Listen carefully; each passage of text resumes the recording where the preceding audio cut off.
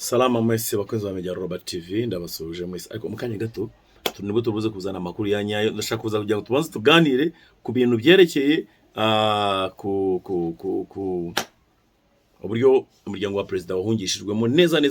tujyemo mu mizi harateguwe indege 3 n'ubundi izo ndege 3 hahaguruka ebyiri imwe irasigara ari igomba gutwara president wa republic kugira ngo abashe kuba nawe yagenda akabanza gasetoringa aho bagiye kuba hariya muri Espagne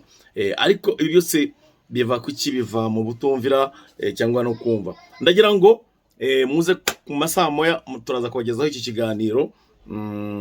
ariko tushobora no kukivugaho mu buryo bwo turubuze kuba turi kumwe na Badrama muri live either nkaza kugitambutsa mu kiganiro nkacyo cyonyine ariko mbere na mbere mbashishikariye kugira ngo mwaza muri Badrama live ye turubuze kuba turi hamwe tuvuga ibintu byinshi cyane by'ingenzi ku bantu mwese mukunda impinduka cyangwa changes ariko very peacefully change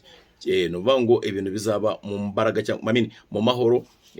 y'umutuzo atari intambara za ivute ni kuvuta ariko icyo kinzanya no kugira ngo mbabwire yuko uyu munsi muri buze gusobanukirwa neza byaba ni mugoroba byaba ni joro after live ushobora kuza kubona ibigendanye na uburyo president wa Republika umuryango we wahungishijwemo ukaba waragiye hari kwa mbere hamwe gahunda zari gomba kuwa mbere nuko kabiri katore ku itariki 28 byari bimeze gute preparations ukuntu bagomba kugenda n'iki byose ariko noneho ukabona Rwanda rumwe na rumwe bamwe baguzwe ngo mutukane muvuge bugira ibi mukora iki bo baracyagendera mu Kigali bameze nk'akaga simba kitwa nkongwa niko umuntu babwira ngo nkongwa ava mu kigori nyamara sigaho bakanga kubyumva hanyuma dufite nandi makuru turuze kubagezaho uyu munsi umunsi wejo aho twabonye habo turagiye ejo birwe bumirwa babona abasirikare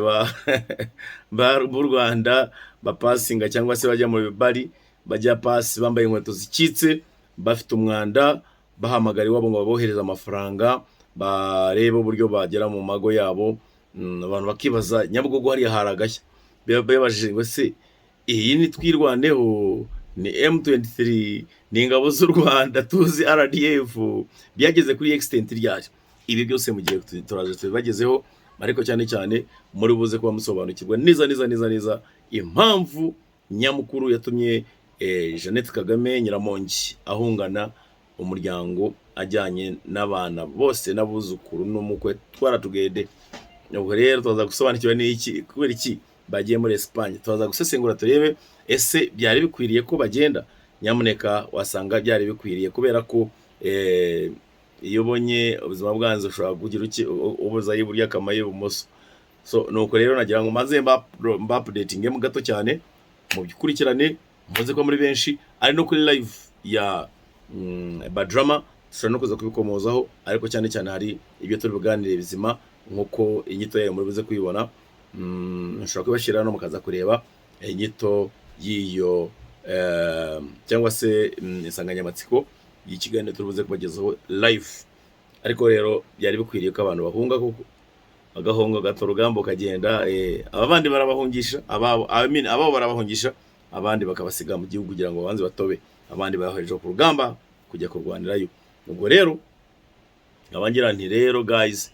uko byagenda kose buri muntu iyo bateriye amagara hejuru mwabibonye ko buri muntu wese asamaye we rero bakubwira ngo usama amagara yawe njyewe nzapfira Kagame kandi Kagame akongera akakubwira ati nugenda ukica mu izina ryanjye nzakwihakana ko ntakuzi we rero karinda urindagira ugenda uvuga ngo uri umwana wa Kagame da ngaho da nakubwira iki nendelea kabisa kwa wakati wako nenda pambana genda urwane genda uhangane genda uhatane genda ukora ibyo ushaka byose ariko uzasanga urimo kugosorera mu rucaca nawe kwitayeho hakuna mwonya anakujali so guys yara update kugira ngo mbanze mbabwira ku kantu mwitegure turi buze kuba twabukereye hanyuma uyu munsi no gushyira ku mugaragaro ibintu byose bimwe byinshi mugenda babashukamo kugira ngo mupambane mukore ibi nibi kandi ari inyungu za bamwe byageraho byaba aho rushyushye bakahita bibusanya cyangwa se bakigendera mugasigara mu mazi abira ntabwo mbibifurije ibi bintu sio vizuri haki ya Mungu. Haya, asante.